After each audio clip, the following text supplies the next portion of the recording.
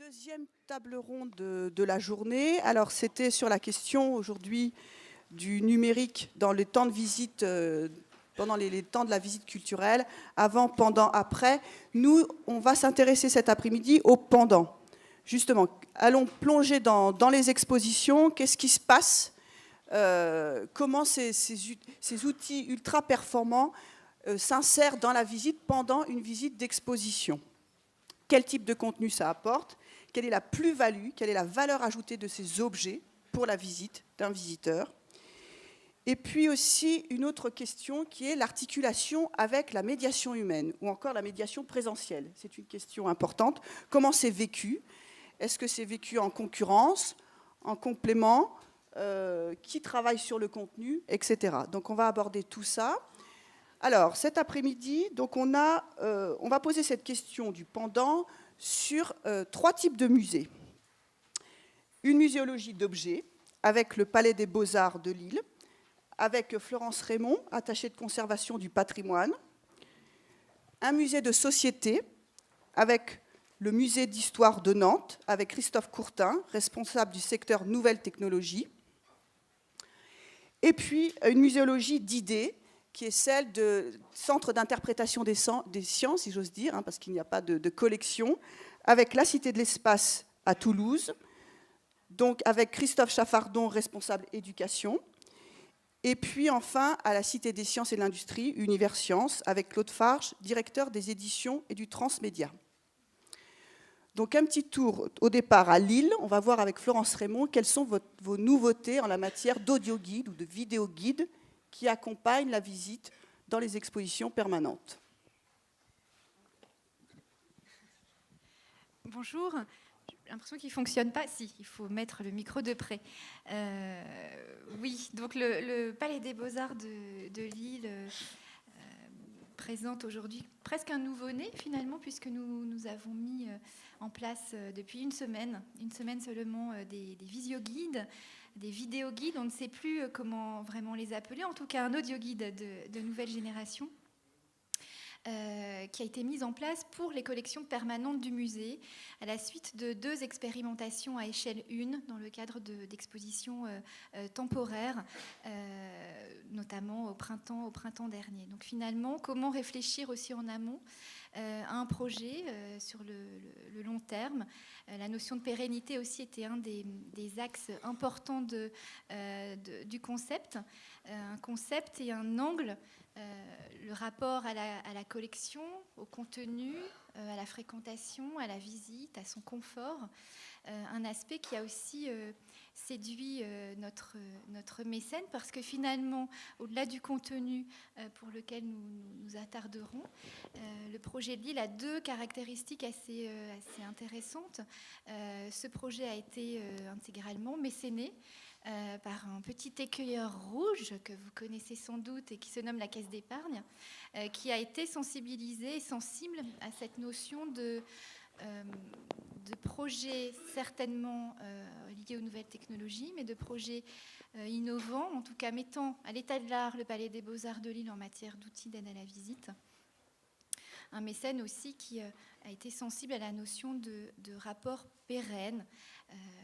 Le mécénat, et c'est le thème de la table ronde qui suivra, se cristallise parfois autour des problématiques de l'éphémère, de la collection, de l'exposition temporaire, et c'était aussi l'occasion pour nous de réfléchir autrement à un contenu que nous avons souhaité intégrer à un iPod Touch, un outil qui a fait ses preuves en matière de médiation, d'interactivité.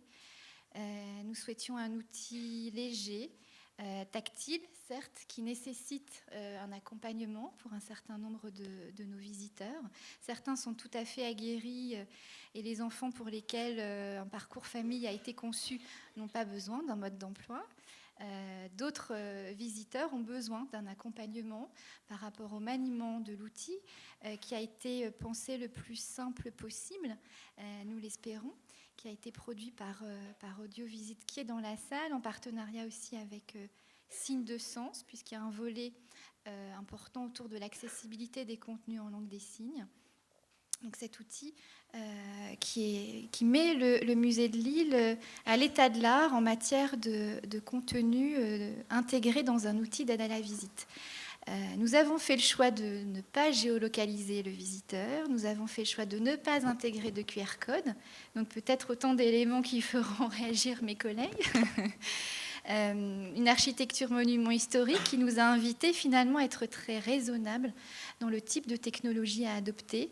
Un contenu embarqué qui permet sous des voûtes séculaires magnifiques en briques ou en béton de pouvoir entendre un contenu dans son intégralité et sans coupure. Donc finalement un projet qui au niveau de l'innovation met le musée à l'état de l'art, mais ne propose pas d'innovation très aiguë qui sont parfois développées par des musées de sciences ou de technologie, mais qui pour nous était particulièrement important au sens où il est accessible en 4 langues, donc un outil multilingue, une médiation aussi multilingue qui doit s'accroître dans un musée d'art ancien, un volet accessibilité avec la langue des signes.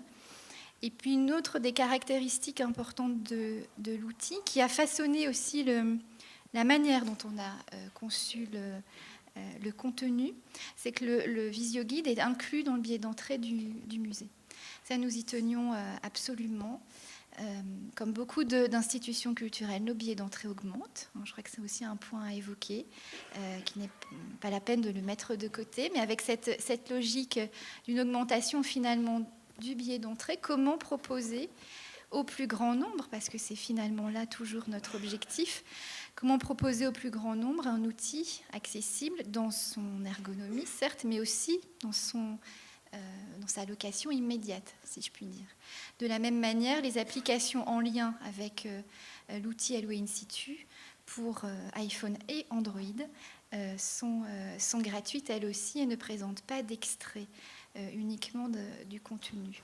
Donc cette volonté finalement de rendre l'outil presque gratuit, si ce n'est inclus dans le billet d'entrée, nous a permis de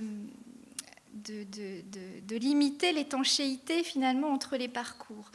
Parfois, nous sommes nous-mêmes confrontés en tant qu'utilisateurs à la location d'un visio-guide qui ne va proposer qu'un parcours enfant lorsqu'on se promène qu'on découvre un lieu avec son enfant. Pour revenir à un contenu adulte, il faut parfois relouer un appareil. Donc nous ne souhaitions pas qu'il y ait cette étanchéité finalement entre les contenus, d'où une dizaine de parcours proposés dans un même outil avec des contenus volontairement synthétiques. C'est aussi un des points importants par rapport à la médiation et médiation humaine dans les salles. Comment faire pour que l'appareil n'écrase pas la présence humaine dans les salles? Comment trouver une complémentarité? Le visio-guide de Lille propose une centaine d'œuvres commentées. C'est peu finalement par rapport aux 1500 œuvres exposées, et donc le médiateur, l'agent de salle a sa place. À nous, effectivement, de faire bouger les lignes et de réinterroger les habitudes de chacun dans le cadre d'un projet comme celui-ci. D'accord. Alors en termes de contenu, qu'est-ce que ça apporte vraiment par rapport à l'audio-guide ou par rapport à une visite guidée Alors, il est vrai que le visio-guide porte bien son nom au sens où il présente effectivement du son, de l'image, donc de l'iconographie complémentaire, des vidéos aussi, autant d'éléments qui permettent de contextualiser une œuvre d'art qui ne l'est presque pas du tout, en tout cas dans un musée d'art ancien. Comment présenter, par exemple, les jeunes de Goya que vous voyez derrière nous, par rapport à son pendant qui n'en est pas un. Comment faire aussi pour que le lien devienne peut-être plus sensible, et la notion de sensibilité aussi, de moment au sein d'une visite a été au cœur des contenus, qu'il est vrai, alors on en devient presque... On en prend très vite l'habitude, finalement, du visio-guide par rapport à l'audio-guide. Et ces compléments, images, son, vidéo, paraissent ensuite tout à fait, intégrés dans une forme de quotidienneté un peu évidente. D'accord. Alors on peut aussi se poser la question de est-ce que ça détourne pas le regard des œuvres elles-mêmes? Est-ce qu'on n'est pas un peu happé par ces outils super performants? Oui, alors on se pose la question, et souvent les débats en interne sont parfois vifs, parce qu'effectivement, on a tous, et beaucoup dans la salle, et moi-même la première ce matin, l'appareil est dans la main et on regarde son écran. Comment faire aussi pour que l'œil se détache? À un moment donné, comment faire pour que l'œil ne regarde pas seulement un écran rétroéclairé qui parfois magnifie l'œuvre elle-même? Donc volontairement, nous n'avons pas mis de photos dans leur intégralité dans l'appareil. Volontairement, nous n'avons pas introduit de zoom pour les œuvres, pour que le regard in situ se fasse vers l'œuvre elle-même, et la relation finalement directe entre une matière qu'on perçoit lorsqu'on est dans le lieu même et qui n'apparaît pas sur l'écran. Aussi, alors du côté de la médiation présentielle, est-ce qu'une visite guidée par un guide conférencier est payante chez vous? Certaines sont payantes, certaines sont gratuites. Donc effectivement, comment rendre complémentaires les usages? Ces outils, ces petits outils intelligents sont destinés uniquement au public individuel, alors que les visites guidées sont par essence des moments de réunion où le rapport à l'œuvre se fait avec une médiation humaine et avec d'autres personnes. On sait que l'appareil isole, on met un casque. La question de la sociabilité aussi. Oui. Comment faire ensuite pour dialoguer lorsqu'on a entendu parfois le même commentaire avec deux appareils différents?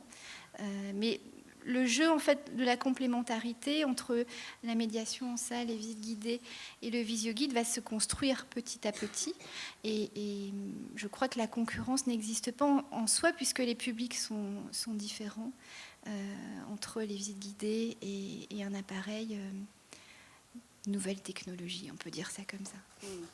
Mais on pourrait se dire aussi que là vous dites c'est bon, pour certains la médiation humaine est payante, alors que là votre politique était d'inclure cette proposition d'outils mobiles dans le billet d'entrée. Donc comment ça a été perçu par les médiateurs qui peuvent dire bah là nous notre prestation vu qu'elle est payante ça peut être un frein, alors que là c'est donné d'office avec le ticket d'entrée? Il y a eu des réactions autour de ceci? L'outil était attendu au sens où il y a toujours eu des audioguides ou des visioguides pour les expositions temporaires. Pour les collections permanentes, il nous fallait aussi un outil multilingue qui puisse proposer aussi une langue des signes, enfin un panel de possibilités qu'on ne peut pas forcément retrouver au quotidien au sein du musée. Après, à nous aussi de proposer des moments différents, des visites, des moments privilégiés lorsque la rencontre se fait avec une guide de chair et d'os, ou avec un outil qui ne peut pas remplacer ce monde dialogue, justement. D'accord. Aussi au niveau des contenus, qui les a préparés? Qui fournit les contenus? Alors les contenus sont maison. On a essayé de faire de la dentelle. Les contenus ont été créés au sein du musée par un certain nombre d'auteurs. Chaque contenu ensuite a été validé par le responsable scientifique, amendé, corrigé, ajusté, etc. Le parcours enfant-famille a aussi été créé en interne, et puis petit à petit avec Audiovisite, justement, des navettes éditoriales importantes ont créé et façonné le projet. Comment synthétiser une information, comment l'oraliser, comment s'adresser directement aux visiteurs, comment être intelligible sans rendre le discours bêtifiant, quel vocabulaire employer, faut-il tout définir ou pas, faut-il supprimer les dates d'un commentaire ou pas? Autant de questions qui ont nourri effectivement le contenu qui est parti du musée pour ensuite être observé et critiqué dans tous les sens du terme par nos partenaires. Et vous avez fait des tests pendant la conception? Oui, des tests pendant, des tests avant, dans le cadre aussi d'un partenariat avec l'EDEC de Lille, c'est-à-dire l'organisation de groupes de discussion de manière régulière dans le cadre des expositions temporaires qui avaient pu bénéficier d'une expérimentation en termes de visio-guide et d'application. des groupes de parole qui cherchent effectivement à pousser l'outil, la médiation, le complément entre médiation humaine et outils, pour essayer, même si c'est une belle utopie, d'offrir un outil qui sera accessible à partir de 6-7 ans, donc des tout premiers pas de la lecture, jusqu'à nos visiteurs les plus âgés. Nous avons des centenaires encore très, très verts qui visitent le musée. D'accord, bon. Une affaire à suivre. Hein. Là, c'est tout juste lancé, vous indiquez. Hein. Donc là, vous avez prévu des études de public, des études études publiques qui ont nourri le projet en amont. Avant même les expérimentations, de grandes études publiques avaient été faites autour des nouveaux médias et de nos visiteurs. Et puis, bien sûr, dès le lendemain du lancement des Visioguides, il y a eu une premier retour avec des étudiants. Et puis, régulièrement, il y aura bien sûr des études qui permettront aussi d'améliorer un outil qu'on ne veut pas fossiliser. Alors, c'est aussi toute la problématique d'un lancement d'un outil, d'un appareillage numérique qu'il faut mettre à jour, ajuster, réajuster pour que le lien, pour que finalement, à l'issue de la visite, l'appareil se fasse oublier. Oui, c'est le but aussi. Oui. Merci Florence. Bon, on reviendra, il y aura sûrement beaucoup de questions.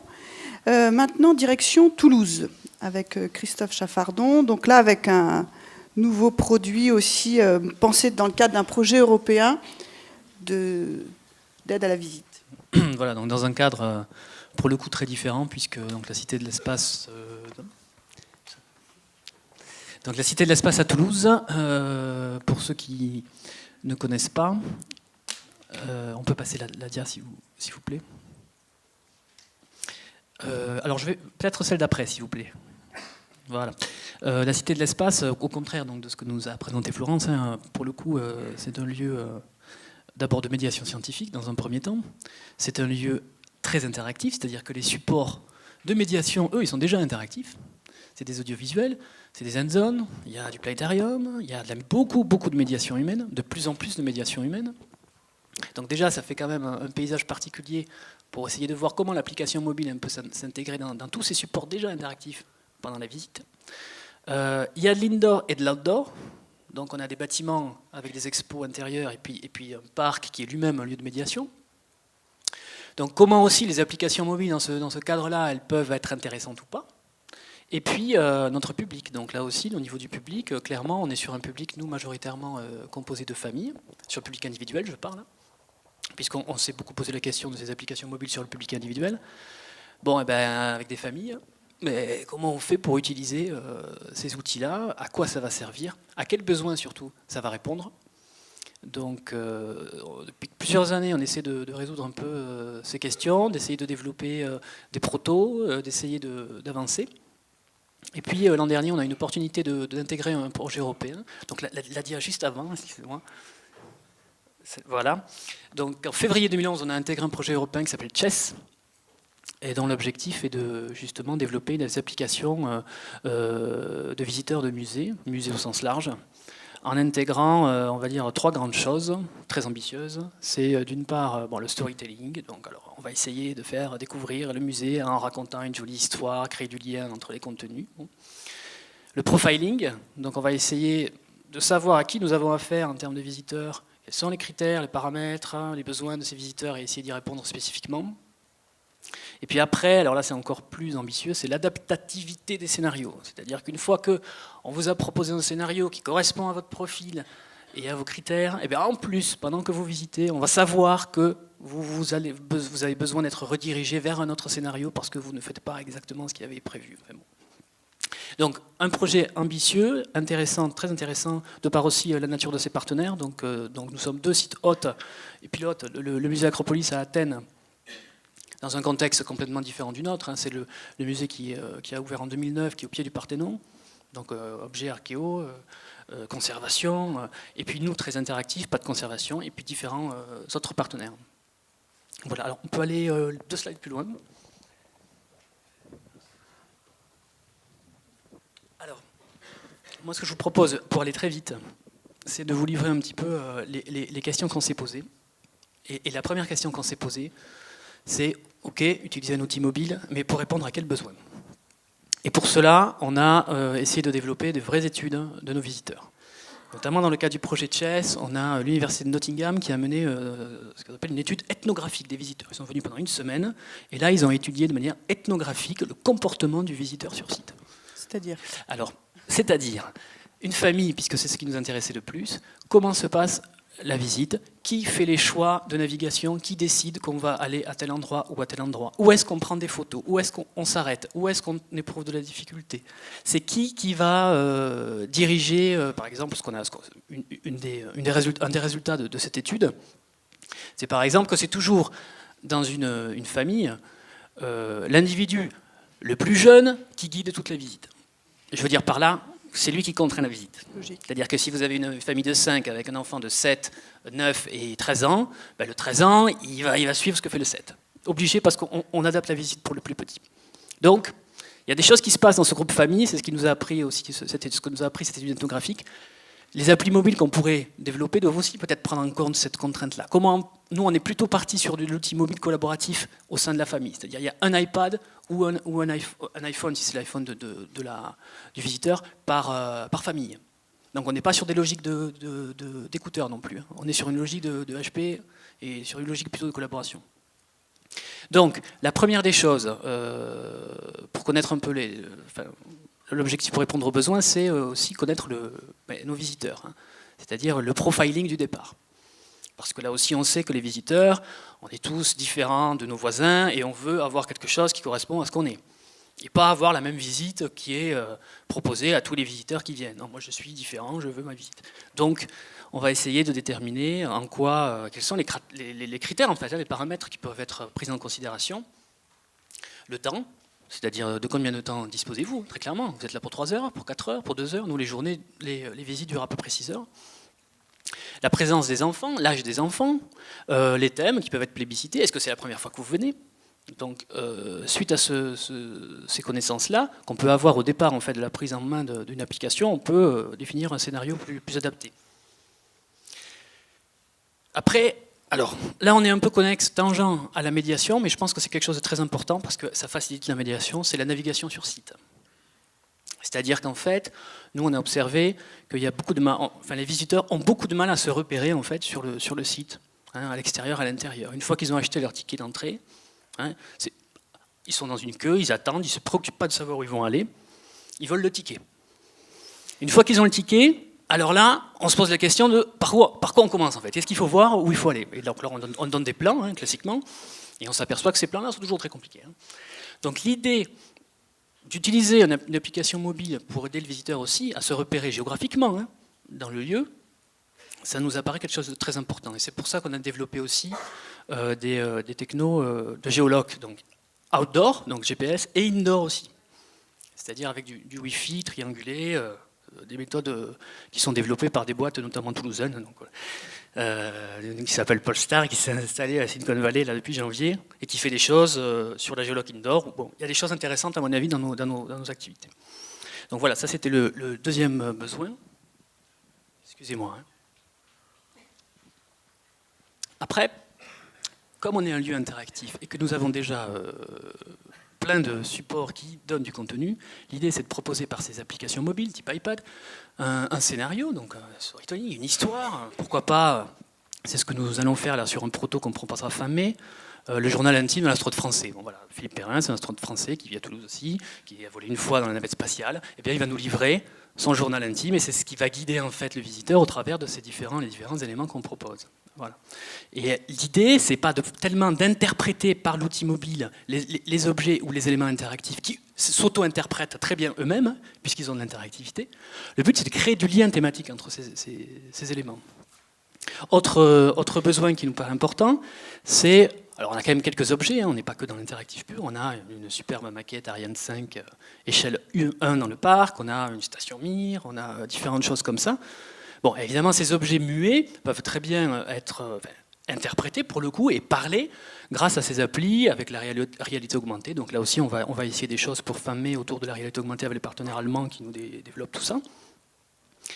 Autre besoin, Et là, c'est aussi le fruit d'une réflexion peut-être un peu plus avancée sur l'usage du mobile dans nos musées.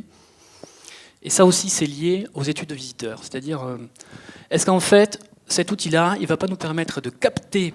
Bon, vous allez aller dans un scénario qui vous est proposé, parce que vous avez fait ce profiling. Vous allez aller à différents endroits. Il y a un endroit qui va vous intéresser. Sauf que vous avez les enfants avec vous, les enfants, ils vous traînent ailleurs. Vous n'avez pas le temps de profiter de ce que vous voyez et de ce qui vous intéresse. Donc, mais on sait que vous êtes allé à cet élément-là. Vous pouvez le taguer, ou on peut le savoir de manière plus passive. Donc l'idée, c'est en fait de savoir exactement quels ont été les lieux qui ont été visités par le visiteur, et de garder en fait en mémoire les contenus liés à cet élément. Alors ça sera utilisé quand? Pas sur le moment, parce qu'en effet, on est souvent perturbé, mais plus dans les moments creux. C'est-à-dire qu'il y a plein de moments creux dans des visites. Encore une fois, on est plutôt sur des visites d'une journée à la Cité de l'Espace. Il y a des temps d'attente pour aller au planétarium. Il y a le restaurant où enfin on se pose et on s'assoit. Et enfin, on essaie de partager un petit peu ce qu'on a fait le matin. On fait le point. Qu'est-ce que tu as préféré? Et là, en fait, c'est un moment opportun pour revoir en fait des contenus qu'on n'a pas vraiment eu le temps de voir le matin, parce qu'on a eu plein de contraintes qui nous ont empêché de faire ça. Donc ça, c'est une idée nous, qui nous paraît très intéressante. Et elle permet aussi d'éviter de rester derrière sa tablette ou son iPhone devant l'objet. C'est-à-dire qu'en fait, non, j'ai capturé ce contenu, je profite de la maquette, et puis je verrai quand j'aurai un peu plus de temps, que je serai plus tranquille, de quoi il s'agit, Ariane 5, le lancement, l'architecture et tout ça. Après, c'est un peu lié à ça, c'est le dernier, je crois. Exemple, c'est qu'en fait, ces applications pourraient nous servir aussi, au-delà en fait, de raconter une histoire, de créer du lien dans les différents contenus proposés. Mais un outil mobile, ça peut être un générateur de souvenirs. Parce que des souvenirs, il y en a. Le visiteur, il en produit des souvenirs pendant sa visite. Et le premier souvenir qu'il produit, c'est des photos qu'il prend. Les photos, on sait très bien où il les prend. Ou on peut même nous-mêmes générer en fait, ces photos d'une certaine manière. Donc comment en fait pouvoir utiliser les souvenirs qu'il va créer ou qu'on va lui procurer et les insérer en fait dans un support qui peut être une bande dessinée, qui peut être n'importe quoi, hein. Quelque chose qui reprend peut-être le storytelling qu'on lui a proposé et qui va pouvoir ensuite se réapproprier, alors évidemment là plutôt avec une logique après-visite. Mais cette idée aussi de finalement l'aider à organiser, à générer et à organiser ses propres souvenirs, ça aussi c'est une idée qui vient du projet Chess et moi qui me semble vraiment très intéressante, ça c'est l'université de Nottingham, qui fait des études et publie là-dessus sur le devenir de la photo de souvenir suite à une visite touristique. Qu'est-ce qu'elle devient cette photo? Voilà. Je crois que c'est fini. Non, alors, et j'ai fini. Le 30 mai, nous allons recevoir fin mai, début juin, le congrès des musées scientifiques qui s'appelle Excite. Donc, pour ceux qui connaissent, c'est donc un grand réseau des musées scientifiques en Europe. C'est la deuxième fois que le congrès est hébergé en France. Donc ça aura lieu à Toulouse du 31 mai au 2 juin. Et puis en pré-conférence, donc la pré-conférence c'est accessible à tous, il n'y a pas besoin de s'inscrire à Excite, c'est gratuit.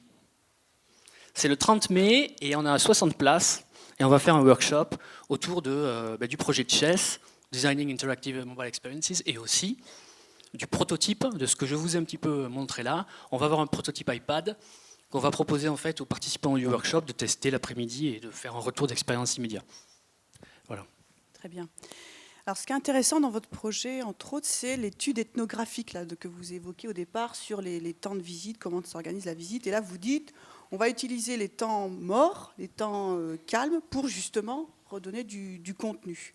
Alors, à vous entendre, et je pense que ça concerne tout le monde, est-ce qu'on n'est pas à un moment donné dans un dispositif à saturation de contenu de toutes parts, audio, visuel, scripto, etc., qui fait qu'à un moment donné, ces visites deviennent un challenge physiologique difficile. Oui, mais peut-être qu'en fait, l'outil mobile, ça peut aussi permettre la liberté, justement, aux visiteurs d'accéder ou pas à ce contenu. Quand il le veut, il n'est pas obligé. C'est-à-dire qu'une fois qu'il est allé visiter, par exemple, la station Mir, donc la station Mir, vous rentrez dans une vraie station Mir, il y a beaucoup de monde, il ne faut pas y rester longtemps. Bon, très bien. Donc on n'a pas vraiment le temps d'apprécier, on voit à peu près.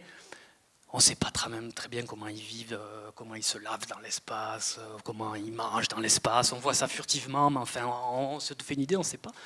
l'idée d'apporter, mais de manière très succincte, c'est-à-dire après c'est la nature des contenus qui seront proposés pendant ces fameux moments creux. C'est évidemment on commence à partir sur Wikipédia ou une tartine de contenu, je ne pense pas que ce soit opportun. Mais si on est sur quelque chose de très succinct et partageable aussi par toute la famille, ça peut quand même amener une illustration. Mais il n'est pas obligé de le voir, il est libre de le voir quand il veut. On coupe le son quand on veut. Et on l'observe dans les musées. On enlève son casque, on arrête l'appareil. Alors effectivement, on essaie de trouver des moments autres pour qu'il y ait une appréciation, une appropriation du contenu.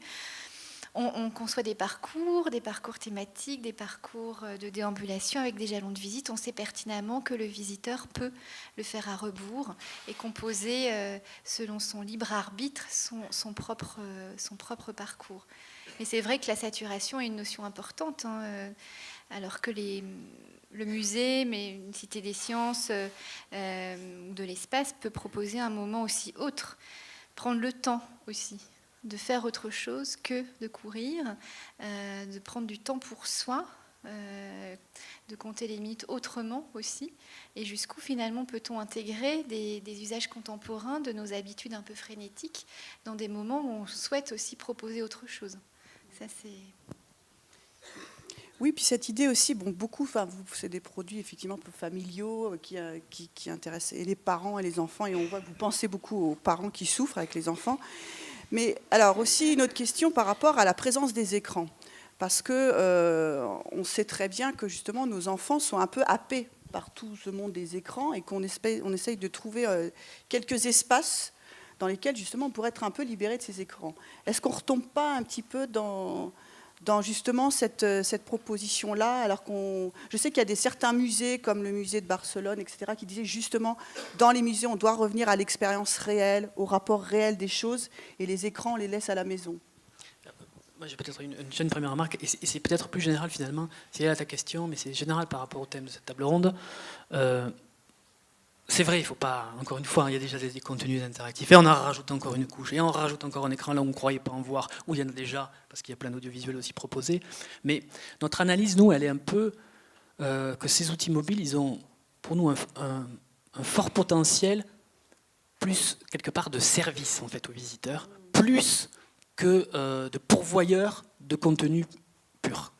C'est-à-dire qu'en fait, et c'est pour ça qu'on a beaucoup travaillé sur la géoloc extérieure et intérieure, parce que ça, quand même, je pense qu'on s'est partagé. Alors, par tous les musées, plus ou moins, on sait bien que c'est quand même une sortie, c'est des lieux qu'on ne connaît pas, qui sont souvent complexes, et on passe un temps fou à se perdre, à ne pas trouver son chemin, à rater la chose qu'il fallait voir.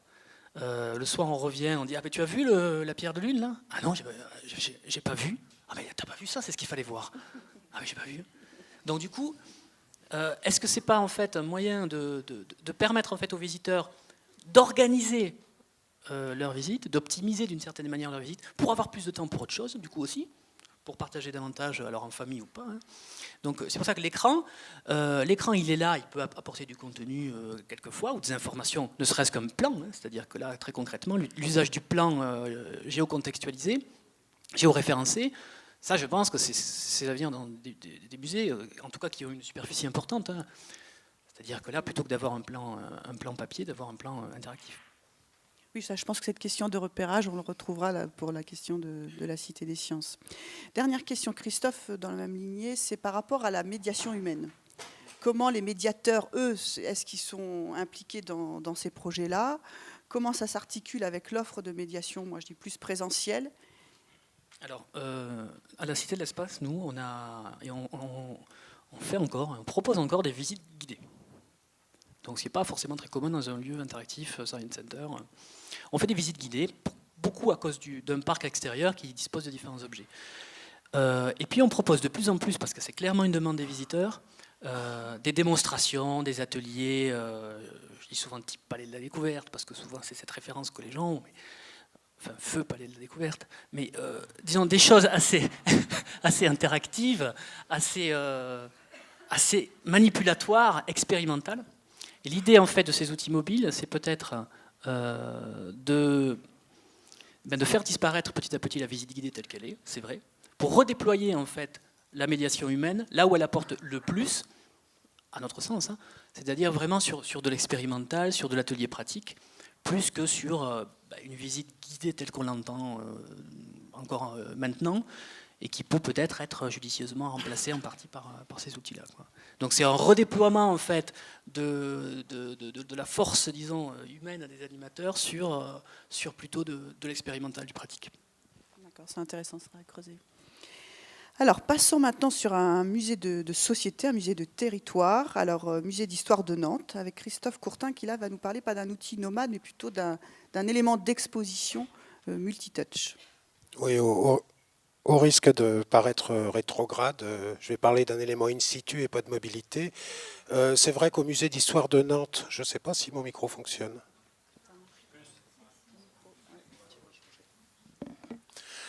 Oui, donc je vais vous parler d'un outil fixe, in situ. On a au musée d'histoire de Nantes un audio guide en 6 langues avec 3 parcours plus un parcours malvoyant, un visio guide cet audio guide est en train d'être migré sur un visio guide sur iPod Touch aussi et application mobile.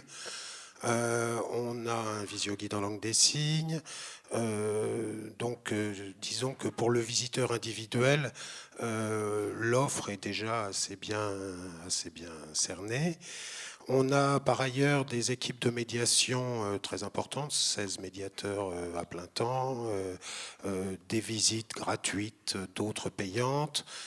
Là, la question qui s'est posée à nous il y a déjà 3 ans maintenant, c'était l'objet que vous voyez derrière moi. Comment raconter son histoire, à la fois l'histoire de l'objet. Il s'agit d'une maquette du port de Nantes qui a été réalisée pour l'exposition universelle de 1900. Aujourd'hui, on en ferait une en 3D, mais à l'époque, il les faisait comme ça. C'est aussi de la 3D, mais physique. Comment raconter à la fois l'histoire de l'objet, mais raconter aussi l'histoire du territoire. Ça nous semblait un élément important de la partie contemporaine du musée. Et je me souviens, oui, c'était il y a 3 ans, j'étais avec le directeur du musée devant, on se posait des questions, qu'est-ce qu'on pourrait faire? Et on a eu l'intuition à l'époque de se dire, tiens, si on mettait des tables tactiles multitouch devant, qui permettent de naviguer sur ce territoire et d'avoir un certain nombre de données associées à l'objet. Sauf qu'à l'époque, on se sentait assez incapable d'écrire un cahier des charges et de demander à une entreprise, voilà, on vous donne 150 000 euros et puis vous nous faites une application qui va dire ça, ça et ça. On n'était pas très mûr encore sur les questions de multitouch, sur ce qu'on voulait raconter. On souhaitait vraiment faire de l'histoire avec cet objet. Et donc, on a pris le parti de lancer un programme de recherche et développement en association avec l'École centrale de Nantes et le Centre François Viette d'Histoire des sciences et des techniques de l'Université de Nantes, donc déjà très transversal, et de réfléchir ensemble sur une période longue, puisque l'application n'est pas encore tout à fait terminée, sur ce qu'on avait à faire raconter à cet objet. Alors, bien sûr, les historiens ont travaillé de leur côté, les ingénieurs de Centrale en ont profité pour numériser en 3D cette maquette, en se disant ça pourra toujours servir d'avoir un modèle numérique de la maquette. On a petit à petit comme ça constitué des briques logicielles et des stocks de documentation, une base de données. Et on est arrivé à un résultat aujourd'hui encore prototypal, mais qui est que l'on peut naviguer sur le territoire, sur une représentation 2D du territoire et 3D dans un deuxième temps, et en désignant un bâtiment ou un groupe de bâtiments ou un objet spécifique de ce territoire, accéder à cette base de données documentaire. Base de données qui elle-même est sur le web et donc alimentable par des enseignants, des chercheurs, éventuellement des étudiants et pourquoi pas, quand ce sera mis à disposition du public, par le grand public, après modération bien sûr. et donc de pouvoir avoir un contenu dynamique associé avec cette maquette. On va y ajouter aussi des vidéoprojecteurs au-dessus de la maquette qui vont générer des faisceaux lumineux qui correspondront aux actions de l'utilisateur sur la dalle tactile et qui montreront le point exact qu'est en train de désigner la personne. Donc l'idée, c'était vraiment d'associer l'objet réel avec la dalle tactile. Là, il y en aura 3 en fait. On peut passer la photo suivante. Ça, c'est une espèce de vue imaginaire de ce que ça deviendra. Mais enfin, donc les vidéoprojecteurs, comme vous voyez, ce cône lumineux qui changera de taille et prendra l'orientation nécessaire en fonction de l'utilisateur. Donc ça, jusqu'à présent, on est dans un dispositif, vous allez me dire, c'est déjà vu, ça existe. Oui, maintenant, le multitouch, c'est effectivement une technologie mûre. La différence, peut-être, c'est la base de connaissances derrière qui est dynamique, donc qui peut évoluer dans le temps. Il restait une problématique, c'est la question de la médiation humaine dans le château. Pour l'instant, nos médiateurs, les dispositifs déjà existants, il y a beaucoup de films, de bornes interactives, de 3D temps réel dans notre musée, utilisent certains des dispositifs, mais c'est des dispositifs assez fermés pour lesquels il n'y a pas eu de scénario prévu par rapport à leur scénario de visite à eux. Et donc l'idée, ça a été, puisque la base de données est accessible via le réseau, les médiateurs vont pouvoir l'explorer quand ils seront à leur bureau, en sortir un certain nombre de fiches associées soit à des thématiques, la construction navale par exemple, l'industrie agroalimentaire, organiser ces fiches dans une sorte de panier. Et à l'aide d'un badge RFID, quand ils arrivent pour leur visite devant la table, passer leur badge RFID devant la table et là avoir accès tout de suite au contenu qu'ils se sont créés pour leur propre visite à partir des scénarios qui sont élaborés par le service des publics. Voilà, donc c'est un peu l'idée de justement de ne plus mettre la médiation humaine d'un côté et la technologie de l'autre, la médiation humaine essayant tant bien que mal de s'emparer des outils, mais c'est vraiment que l'outil serve aussi bien un visiteur individuel ou en famille, ça sera des écrans de 42 pouces qui seront devant cette maquette, donc ça peut s'utiliser à 2 ou 3 très facilement, mais aussi lors de visites guidées, que ça puisse servir de support au discours du médiateur. Et dans les faits, ils l'utilisent? Ah ben c'est pas encore en place, c'est pas Ça encore en surveille. place. C'est le problème aussi, c'est que le temps du musée n'est souvent pas celui de la technologie. On démarre sur un programme de recherche et développement de 4 ans. Enfin, on a démarré il y a 3 ans sur un programme de recherche et développement de 4 ans. Et le renouvellement des salles n'aura lieu que début 2014. C'est toujours aussi le challenge qu'on a d'avoir des dispositifs à la fois nouveaux technologiquement et en même temps qui apparaissent vieux une fois qu'on les met à disposition du public. Mais ça, c'est une autre question. Mais il faudra nous dire un petit peu comment justement les médiateurs s'approprient ou pas ce genre d'outils-là. Il y a une vraie demande en tout cas. De leur part. De leur part, oui, absolument. Non, parce que souvent les médiateurs se plaignent qu'on fasse appel à eux quand un outil super technologique ne marche pas. Au départ, on dit qu'il ne faut pas de médiation présentielle, et puis on dit non, mais il y aura un super outil qui va fonctionner tout seul. Et puis après, ça ne marche pas parce qu'il y a aussi la question du mode opératoire, comment on utilise ces outils-là. Et parfois, les visiteurs ont parfois des difficultés. Et là, on appelle les médiateurs pour leur demander de faire une médiation, mais qui est plutôt le mode d'emploi. C'est un autre débat. Ouais. Oui, enfin, c'est pas qu'un autre débat, mais c'est vrai qu'il y a deux choses. D'une part, tous les moyens sont bons pour médiatiser ce qu'on a à raconter, que ce soit un cartel, que ce soit un livre thématique ou le dernier outil technologique. L'autre versant, c'est vrai qu'il ne faut pas prendre des technologies trop émergentes de manière à ne pas mettre nos visiteurs en échec devant un dispositif qui n'est pas encore rentré dans les usages. On a énormément travaillé aussi avec des étudiants sur cette question-là, sur la question des usages. Quelle grammaire multitouch, par exemple, on emploie ? Qui, n'ayant pas d'iPhone, savait il y a 2 ans qu'on pouvait agrandir une image en écartant 2 doigts? Pas grand monde. Donc il y a aussi tout un travail justement par rapport à des technologies qui seraient trop émergentes des usages du public. Alors, vous m'aviez évoqué que c'était pour vous, ce genre d'outil, avant tout une interface, hein, que ce n'était pas une production autonome, mais une interface de régulation de contenu. Et vous aviez insisté sur le fait que vous aviez choisi l'option programme recherche et développement. Alors juste, bon, c'est beaucoup la table ronde suivante, mais j'aimerais quand même que vous l'abordiez là maintenant. Oui, alors déjà sur l'idée de l'interface, c'est vrai qu'on souffre beaucoup au musée aujourd'hui de ne pas pouvoir, dans toutes les applications qu'on a réalisées à l'ouverture du musée en 2007, de pouvoir très difficilement les faire évoluer. S'il faut réécrire un nouveau contenu, retrouver de nouvelles images, etc., là, les équipes de conservation me disent « Ouh là là, on n'a pas le temps ».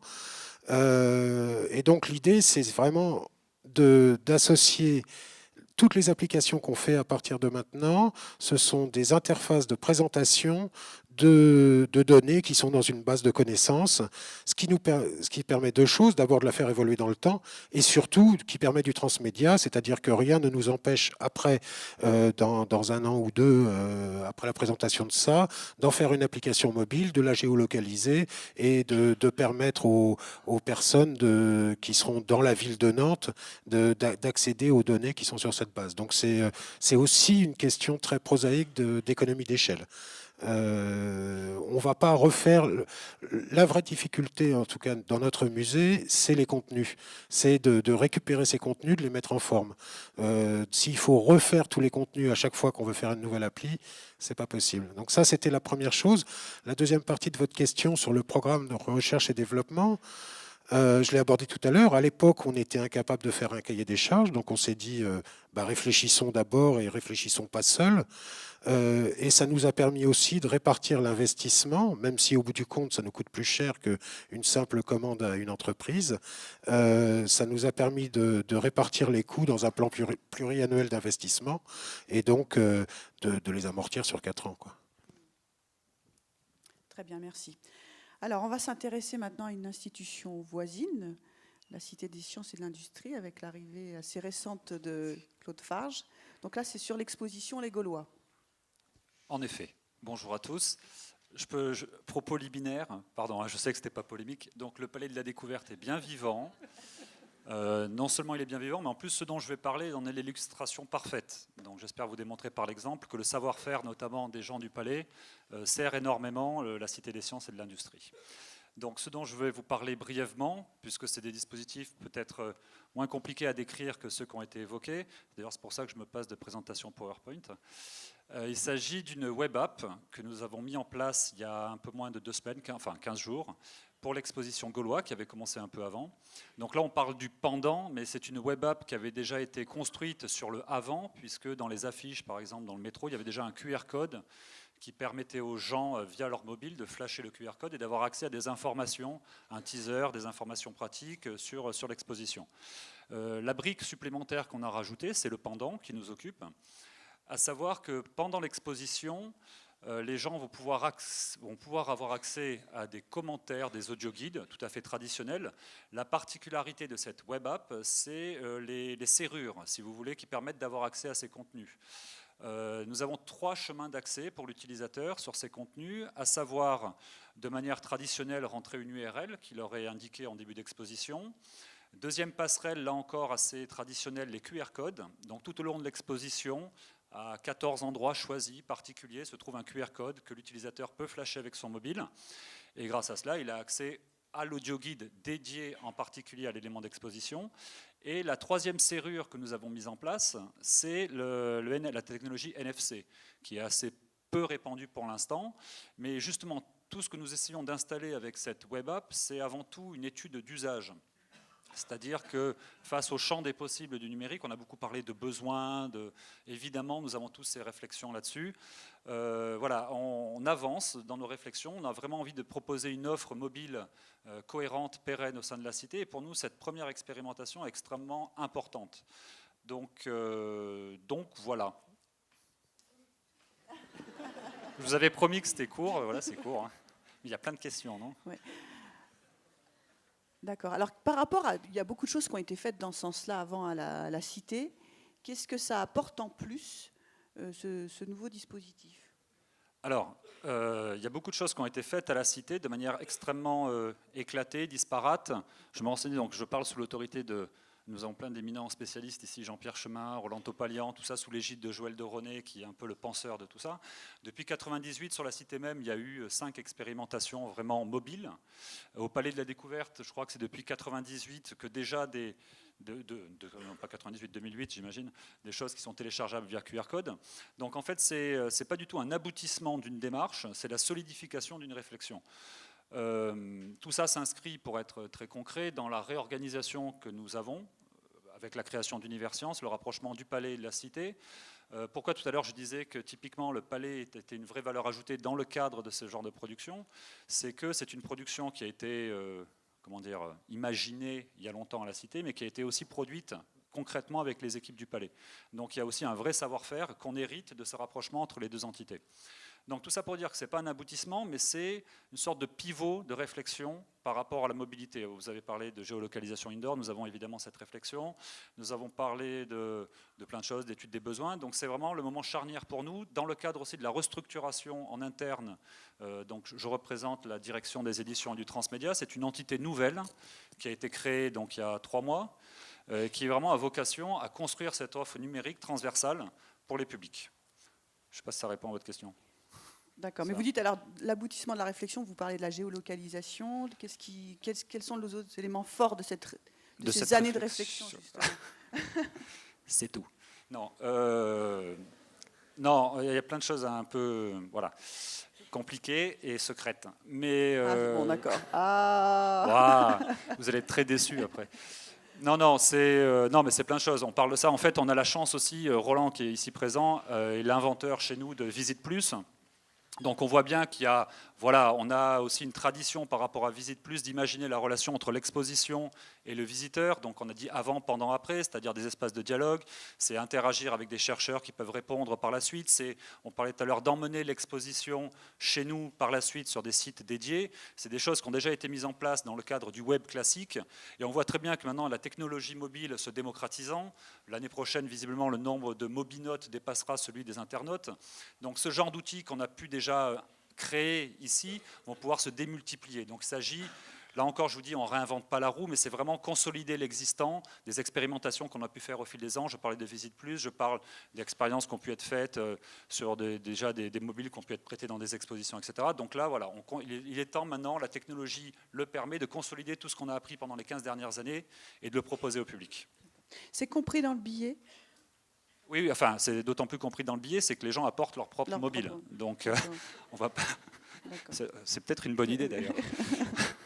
Mais non, c'est entièrement gratuit, sachant que, en plus, on considère ce dispositif aussi dans une démarche entre guillemets pédagogique, c'est-à-dire qu'il faut bien voir que pour nous peut-être les QR codes sont quelque chose d'extrêmement démocratisé, ce n'est pas forcément le cas du grand public, ne parlons pas des NFC, donc on accompagne cette démarche de médiation. Il s'agit aussi d'expliquer aux gens l'usage, parce que par exemple typiquement pour ces QR codes, nous ne fournissons pas de lecteurs QR code Cité des Sciences ou Universcience. C'est aux gens de faire la démarche, par exemple s'ils ont un iPhone ou un Android, de télécharger l'application de lecture du QR code. Donc il y a une vraie démarche d'accompagnement du visiteur dans ces nouveaux usages. D'accord. Et par rapport à l'équipe de médiation, alors justement, par rapport à la programmation, les médiateurs? Donc il y a des gens à l'accueil qui sont maintenant dédiés à expliquer ce nouveau mode d'utilisation. Donc là, on a construit des flyers qu'on distribue à l'entrée.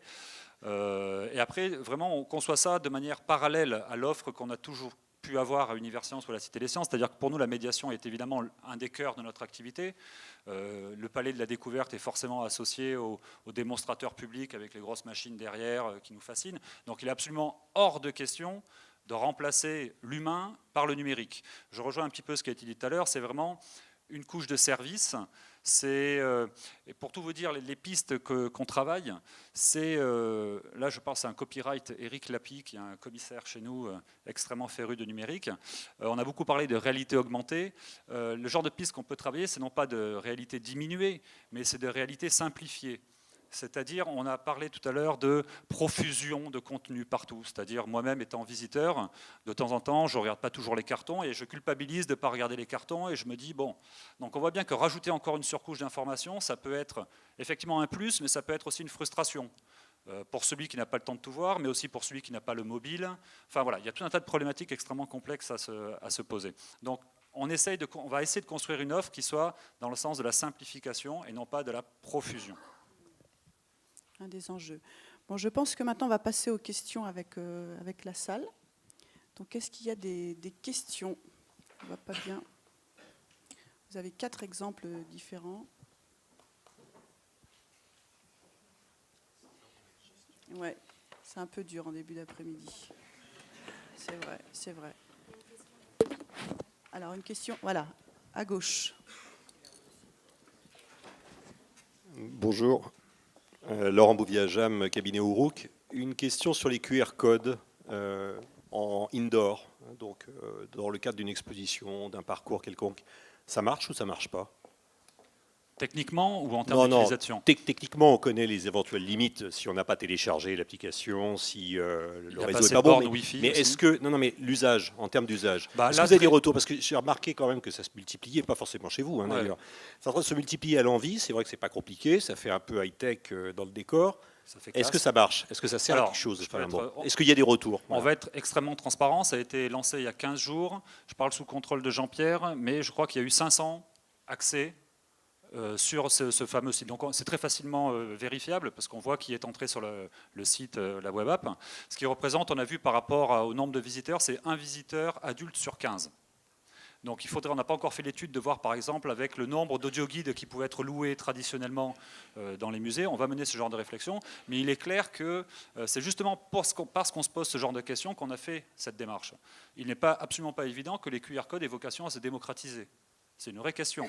Est-ce que ça va être les NFC? Par exemple, on présuppose que l'iPhone 5, pour le citer, mais certainement Android va généraliser l'usage des NFC. On voit bien qu'au Japon, c'est déjà le cas. Le NFC est 100 fois plus pratique que le QR code. On fait ça, on n'a pas besoin de photographier, etc. Donc il faut penser simplicité. Mais c'est à nous aussi d'expérimenter et de voir là où ça nous mène. Et les autres établissements qui sont représentés, est-ce que vous avez pratiqué déjà des QR codes? Et sinon, pourquoi? Donc on va peut-être tester des QR codes sur les protos dont je parlais tout à l'heure. Mais on est plutôt tenté quand même par cette géolocalisation indoor, nous, parce que vraiment, on pense que c'est quelque chose qui va apporter beaucoup de solutions. Les résolutions sont vraiment pas mauvaises. Je sais que j'ai des contacts avec la cité sur ça. Je sais pas où est Jean-Pierre Chemin. Ah, voilà. Ouais, Jean-Pierre. Et je pense que vraiment là, il y a quelque chose qui pourrait être un peu une solution passive en plus, qui résoudrait beaucoup de problèmes. On va se faire un ping-pong comme ça. Je ne suis pas d'accord. Non, mais enfin, nous, on a exactement le même genre de problématique que Jean-Pierre. La géolocalisation, très bien. On voit bien que c'est de 1 à 5 mètres, enfin pour nous pour l'instant. Je suis tourné vers ici, je suis dans le même rayon de 1 mètre que si je suis tourné vers là, c'est pas la même œuvre que je regarde. Donc il y a bien un moment, il va falloir inventer un dispositif, ne serait-ce que pour savoir ce que le spectateur regarde. Et si c'est pas possible, peut-être qu'il faut raconter autre chose. C'est-à-dire peut-être qu'il y a quelque chose à raconter par rapport à ces 1 mètre et pas par rapport à l'œuvre qu'on regarde. Ouais, en fait, les discussions qu'on a sur avec des musées d'objets, contrairement à nous, musées interactifs, c'est-à-dire qu'en fait, la résolution, c'est-à-dire d'être repéré dans une salle d'expo, salle qui peut être petite, finalement, ça nous suffit. Parce que cette salle, elle est a priori thématique et elle va avoir, on va dire, 4 ou 5 exhibits qui, eux, vont être interactifs et vont pouvoir être parlants. Donc finalement, une résolution qui nous mène dans des salles avec un discours associé court, introductif par exemple, peut suffire. Mais c'est vrai que ce n'est pas le cas sur des musées d'objets purs où là, il faut aller jusqu'à l'élément. Non, mais je crois qu'effectivement, chaque cas est un cas particulier et qu'il n'y a pas de solution miracle. Je sais que nous, la problématique de la géolocalisation, quand on a un château du XVe siècle avec des murs qui font jusqu'à 8 mètres d'épaisseur, c'est un peu compliqué à gérer. Et l'architecte des bâtiments de France qui vous tombe dessus dès que vous voulez tirer un câble, c'est pas très simple. Donc on n'y pense pas. Et par contre, on adapte nos visio-guides. C'est un musée assez labyrinthique et on fait on met entre nos commentaires de visio-guide un parcours directionnel photographique qui permet aux visiteurs de se retrouver, par exemple, à lui après de déclencher son commentaire quand il le souhaite. Je crois que l'automatisation à outrance, elle peut être utile parfois pour certains parcours, pour certains types de musées, pas forcément partout, quoi. Pardon, c'est peut-être sauf qu'il y a une question. Tout à l'heure, on parlait des briques. Ça n'a aucun lien avec votre question, je suis désolé. Les briques, l'idée aussi par rapport à la mobilité, ce qu'on veut énormément développer, pardonnez-moi de ne pas l'avoir mentionné, c'est tout l'aspect évidemment réseau entre les gens. C'est-à-dire on est une institution, enfin du lieu physique ici, qui accueille 3,5 millions de visiteurs, des gens venant de nombreux pays évidemment. Si on pouvait trouver un outil qui permette aux gens, par exemple, je suis anglais, est-ce qu'il y a d'autres anglais ici autour de moi, enfin faire que les gens puissent se rencontrer physiquement grâce à un outil numérique, c'est le genre de réflexion qu'on peut avoir par ailleurs. Et ça rejoint vos temps de pause. C'est la géolocalisation appliquée au communautarisme. Attention. D'autres questions? Une autre question. Au fond, à gauche. À gauche, à gauche. Ici.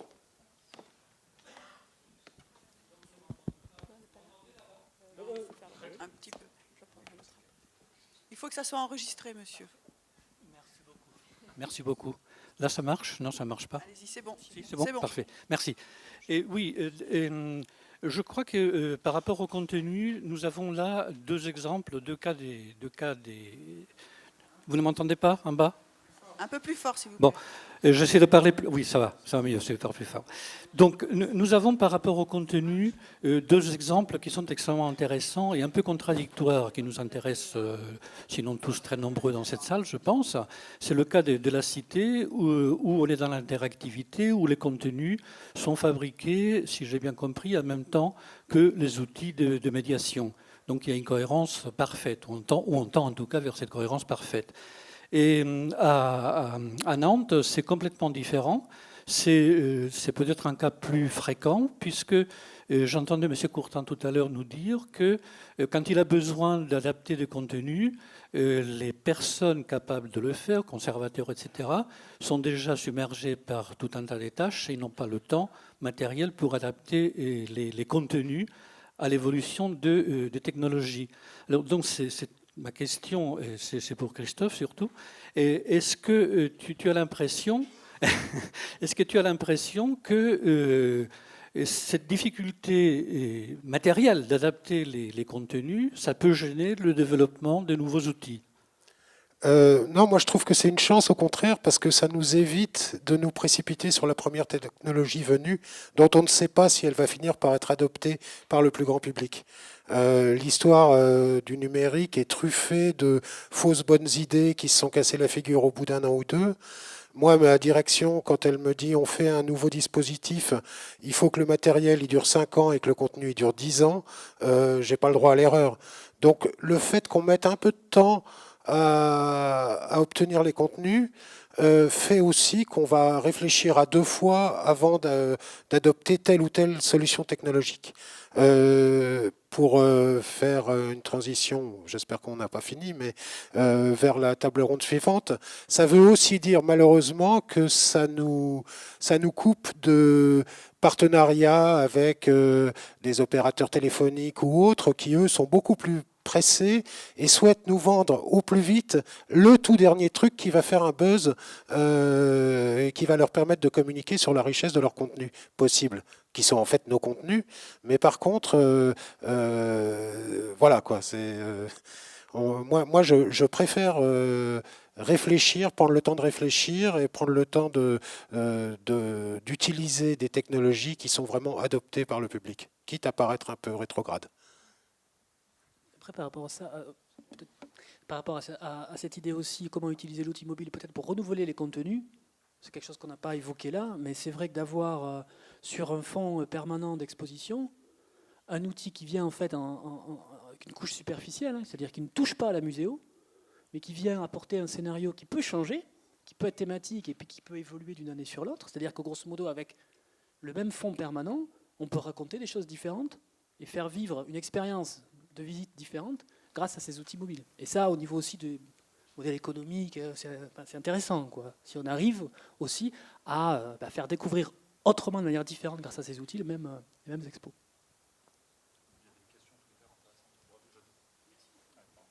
Je ne sais pas si j'ai le droit, j'ai vu une question. Pardon ? Ah d'accord. Non, mais une question qu'il ne faut pas éviter, qui est vraiment intéressante, qui vient de passer là. En l'occurrence, j'imagine que ça concerne le dispositif que j'ai décrit. C'est les visiteurs arrivent avec leur propre mobile. Quid de ceux qui n'ont pas de mobile? Est-ce qu'on creuse la fracture numérique, etc. C'est une vraie question. Sur ce dispositif-là, on a envisagé de mettre à disposition des mobiles, mais pour des problèmes de praticité, on ne l'a pas fait. C'est peut-être une erreur. On étudie justement dans le cadre de cette étude ce qu'on pourra faire. Mais je vais faire de la polémique à 2,50 francs. Mais je disais tout à l'heure que le nombre de mobinotes va être supérieur au nombre d'internautes l'année prochaine. Est-ce que c'est pour autant qu'on ne fait pas de site internet? C'est-à-dire, il y a un moment où se pose forcément la question de la technologie, le rapport au public. Et enfin, c'est très difficile. Nous, on a fait plein d'expérimentations. On parlait d'expérimentations là-dessus, justement, dans des prêts de matériel, qui ont été parfois concluantes, parfois non. Mais ce n'est pas une question tranchée pour l'instant. Ouais, ça, c'est vrai que nous aussi, on s'est posé toujours sur cette question-là. On était plutôt à dire, je pense qu'on ne peut pas éviter. Il n'y a pas à l'éviter d'ailleurs, parce que c'est de proposer les deux, c'est-à-dire le téléchargement sur l'outil individuel, sur le personnel du visiteur, et puis un système de location, un système alternatif qui permet à ceux qui n'en sont pas propriétaires d'avoir aussi ça. Puis ça pose aussi le problème du coup de l'outil. C'est quoi cet outil? Est-ce que c'est pas une mini tablette vers quoi on est aussi? C'est-à-dire que là on partait sur c'est du téléchargement iPhone ou Android, smartphone classique pour l'outil visiteur, mais pour la location, on apporte un plus, on est plutôt sur des mini-tablettes qui sont peut-être le bon format par rapport à ce qu'on veut faire, donc qui apportent aussi un plus, quoi, et qui peut être payant du coup aussi. Et donc, bon. Vous avez une idée du pourcentage de visiteurs qui pourraient opter pour ce genre de visite? La visite visio-guidée, oui, si j'ose dire. Combien de... Pour les expériences menées jusqu'à présent, les pourcentages oscillent entre 18 et 25%, ce qui est beaucoup, dans le cadre aussi d'un appareil tout à fait accessible, soit inclus dans le billet d'entrée, soit à 1 € comme à Lille. Donc c'est un quart, ça peut rarement dépasser le quart des visiteurs, et on l'entend tout à fait. Tout le monde n'aime pas être équipé. Parfois, les concepteurs eux-mêmes sont les premiers rétifs à l'équipement dans leurs usages quotidiens. Donc voilà un petit peu les taux un peu moyens qui seront observés aussi dans les semaines qui viennent. Vous avez une idée? Non, juste un micro-détail. C'est justement parce qu'on s'est posé ces questions de la démocratisation, quand bien même on n'a pas parfaitement réussi, qu'on a pris l'option de la web app et pas de l'app traditionnelle, en dur. Parce que justement, on sait que ça n'excluait pas d'office un certain nombre de terminaux mobiles, soit plus modestes, soit moins bien équipés, ainsi de suite. Vous, Christophe, vous misez sur combien de visiteurs? Mais je dirais que ça dépend de l'outil qu'on va proposer au final, quoi. C'est-à-dire que si on est dans un outil qui, on va dire, visio-guide reboosté avec de la navigation, de la géolocalisation, des choses comme ça, mais quand même orienté contenu, où est-ce qu'on est, ce que je pense être plus souhaitable, sur vraiment une espèce d'accompagnateur de visite, quoi. C'est un objet qu'on donne à chaque famille, intelligent d'une certaine manière, et qui va lui permettre vraiment d'optimiser sa journée sur site, de pouvoir passer un bon moment, parce que ça c'est aussi un des besoins qu'on a identifié sur les familles. Les familles ont envie d'échanger entre elles, entre les membres du groupe. Donc ça, je pense que c'est un outil qui peut être très profitable pour permettre des échanges entre les membres du groupe famille. Donc si on est sur quelque chose qui est beaucoup plus, je dirais peut-être original dans un certain sens, je pense qu'on peut tabler sur des demandes plus fortes. Mais on n'a pas encore fait d'estimation de ça. D'autres questions? Devant, à gauche. Moi j'en ai une. Ah bon, bonjour. Nathalie Puzna de Univers Sciences, Palais de la Découverte. J'ai une question sur la langue des signes au Musée des Beaux-Arts. Je suis là. Voilà. Je voulais savoir si le contenu des visio-guides en langue des signes était traduit dans les 3 langues dans lesquelles ou 4 langues dans lesquelles vous traduisez l'autre visio-guide, et si le contenu était identique. Et une dernière question, c'est si le contenu est identique, est-ce qu'il n'y a pas intérêt à éventuellement faire un même visio-guide pour tout le monde, ou avec des options peut-être un peu sous-titrées ou parlant, voilà. En ce qui concerne le visio-guide de Lille, c'est un contenu en langue des signes traduit en français uniquement pour le moment. La partie anglaise et néerlandaise n'est pas accessible en langue des signes. C'est aussi toute la problématique de la traduction de la langue des signes en langue étrangère qui est au cœur de cet outil. Donc à petit pas par petit pas, nous allons arriver à ouvrir finalement le champ des possibles à partir d'un outil. Mais voilà un petit peu l'état actuel de l'outil pour le Palais de Lille, qui complète par ailleurs donc, cet outil par une médiation humaine et des visites en langue des signes de manière régulière au sein de ses collections. Après, est-ce que vous-même, la langue des signes est peut-être à Nantes une actualité? Enfin, là, je peux céder le micro à mon collègue qui est passionné lui aussi par son écran. Absorbé par sa tablette. Ça avait l'air d'être le cas au musée de Catalogne ce matin, c'est pour ça que je vous pose la question. Non, pour l'utilisation de la langue des signes,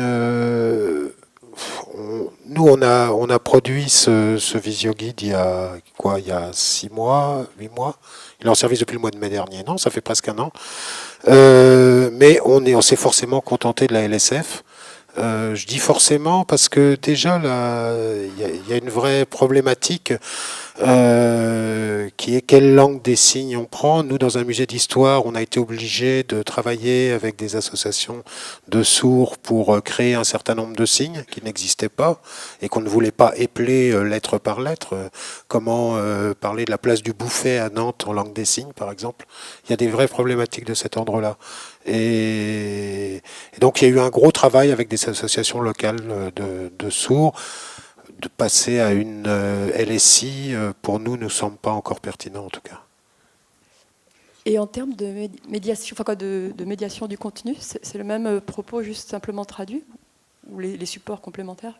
Ah non, non, c'est un parcours spécifique. Au même titre qu'on a fait un parcours spécifique pour les malvoyants, on a un parcours spécifique pour les malentendants. On a 2 parcours différents dans les audioguides, bientôt visioguides, et bientôt 3 parcours. Il y en a un sur les objets du musée, les salles et les objets qui durent 3 heures. Il y en a un deuxième sur le château lui-même qui dure 1h30. On va en avoir un qui dure, je crois, 1 heure sur la question de la traite négrière. Pour les malentendants, on pouvait difficilement faire 3 heures de langue des signes. Ça aurait été une tâche impossible. Donc, c'est un parcours spécifique. Il y avait des questions devant là à gauche. Bonjour. À droite. Bonjour, je suis Jérôme Dupierre, je suis chercheur en informatique. Un peu plus fort, s'il vous plaît. Je suis Jérôme Dupierre, je suis chercheur en informatique au Conservatoire national des arts et métiers à Paris. Je m'intéresse notamment à l'interaction homme-machine avec de coloration, les jeux vidéo et le handicap. Et c'est sur ce deuxième versant que j'ai une question à poser.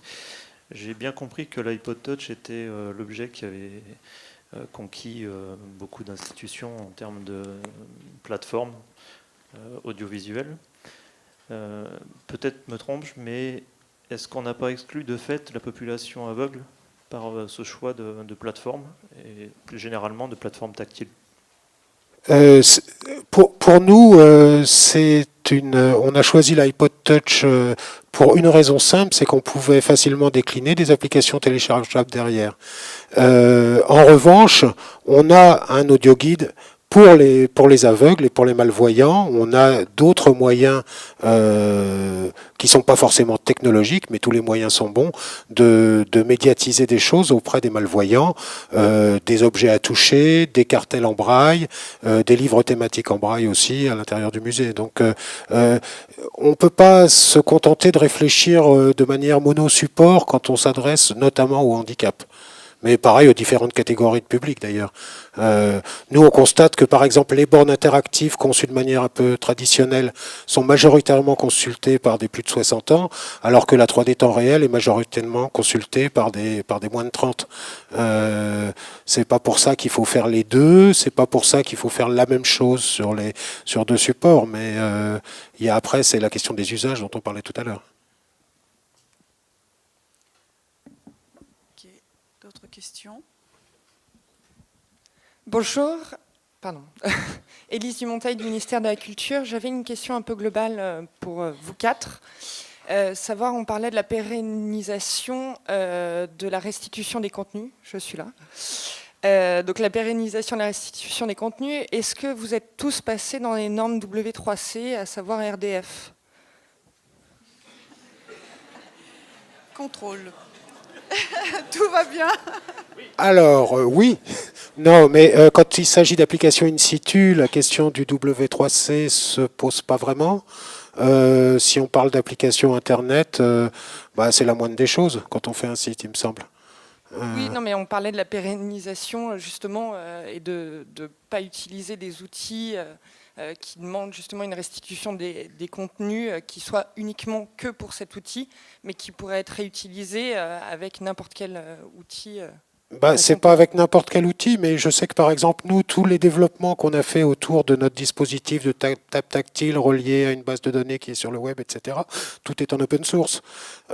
Donc c'est forcément prévu pour être réutilisé par ceux qui m'en feront la demande. Après, il ne faut pas non plus penser que ce sont des œuvres, ce sont des outils de médiation et qui ont forcément une durée de vie. Ce ne sont pas non plus des encyclopédies. C'est le contenu qui doit être utilisable, ce n'est pas la forme, à mon sens en tout cas. C'est pour ça, donc, de normer en fait ces contenus. Il est normé dans la mesure où c'est une base de données. Enfin, dans notre cas, pour vous, je ne sais pas. Mais du coup, ça appelle quand même à des réutilisations avec le web sémantique. Et justement, on parlait des langues. Il y a tout le développement, là, ce qui se fait en ce moment, enfin, ce qui est déjà entamé, sur l'utilisation par Wikimedia justement de traduction automatique, etc. Donc. Oui, alors nous on n'aime pas trop la traduction automatique, on la préfère manuelle. Après, en tout cas, d'accéder à des contenus qui sont sémantiquement liés. Oui, il ne faut pas mélanger non plus, par exemple, la question d'open data avec un traitement destiné à une médiation bien spécifique. Je pense qu'il y a un distinguo à faire entre les deux. Et que, voilà, après, on ne peut pas non plus, si on développe une base de données, la faire totalement compatible avec les normes qui ont été édictées, parce que dans ce cas-là, elle ne répond plus à nos besoins, par exemple. Vous ne pensez pas que l'un peut être lié à l'autre ? Florence, vous vouliez répondre aussi ? Oui, simplement pour dire que les fichiers, je ne sais pas si on m'entend, que les fichiers audibles dans le VisioGuide sont également consultables et téléchargeables à partir du site internet du musée, et que l'outil n'écrase pas tous les usages. Le VisioGuide aussi permet de lire le texte, et c'était important pour nous d'inviter à la lecture du commentaire sur l'outil lui-même et de pouvoir compléter la consultation de ces multi-contenus sur différents supports, in situ, sur le PC familial, etc. Donc c'est une problématique importante, effectivement. Des questions ici devant à gauche. Philippe d'Univers Sciences. Oui, une question et une remarque. La question, c'est est-ce qu'il y a un retour d'expérience à l'étranger où le numérique est utilisé pendant la visite de manière régulière, comme on a tous aujourd'hui l'habitude, par exemple, de commander notre billet de train via Internet? Ça, c'est la question. Donc, à l'étranger, comment ça se passe? Et une remarque qui est personnelle, mais je pense qu'il peut être partagée. C'est vrai que lorsque moi je vais dans un centre culturel, j'aime bien m'aménager une alvéole de tranquillité où je vais aller un peu à l'aventure. Et je crois que lorsqu'on rencontre un auteur ou une œuvre d'art, il y a toujours une part d'inattendu et qui est assez contradictoire avec cette idée de profiling où on doit se paramétrer, savoir déjà ce qu'on va aimer, ce qu'on ne va pas aimer. Et moi, je trouve ça très triste. Il y a une autre question devant, peut-être. Allez-y, qui veut répondre? Sur les expériences à l'étranger. Sur le profiling, peut-être. C'est vrai que le profiling, ça fait débat. Ça dépend comment il est fait, le profiling. Ça peut être parfois presque un peu ridicule de catégoriser les gens dans des schémas comme ça, préconstitués. Et si j'aime le bleu, je vais aimer les fusées, vous savez quoi. Bon, il y a des choses, on a vu des choses comme ça sur ce qu'on a étudié. Bon, donc ça fait débat. Après, il ne faut pas oublier une chose, c'est qu'on n'oblige personne à utiliser ces outils-là. C'est-à-dire que ça, je crois que c'est important aussi. Ça reste. Je ne pense pas que ça va révolutionner les visites de sites. C'est juste que c'est un outil nouveau qui apporte de nouvelles choses et qui pourra être utilisé par les gens qui aiment utiliser d'habitude ce genre d'outils Voilà.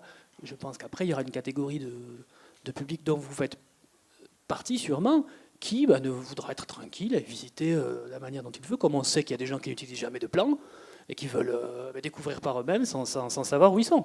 Donc je pense que ça ne va pas changer grand-chose en fait à ces pratiques-là qui existent depuis toujours et qui continueront à exister et à pouvoir se faire. Hein. J'ai une question.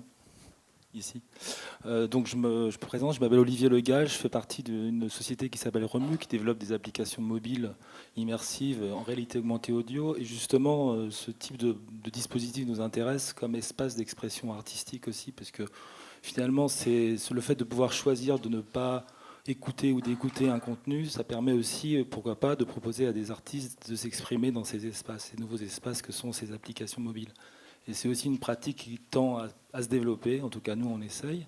Et je voulais vous savoir si chez vous, dans vos musées, vous laissez aussi une place d'expérimentation pour les artistes.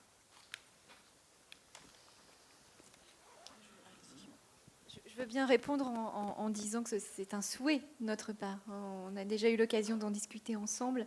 Bien sûr qu'on aimerait offrir un parcours avec l'expression d'une sensibilité, d'une subjectivité, un autre chose finalement qu'un contenu un peu standardisé, répondant 1 minute 30 à toutes les questions de composition, de point de fuite et de gamme chromatique. Hein. Donc, pour ce qui concerne Lille, hein, on a mené un premier projet, c'est première étape. Il y en aura d'autres avec des développements de tablettes pour d'autres publics cibles. Donc oui, on aimerait beaucoup. Une dernière question, toute dernière, au milieu.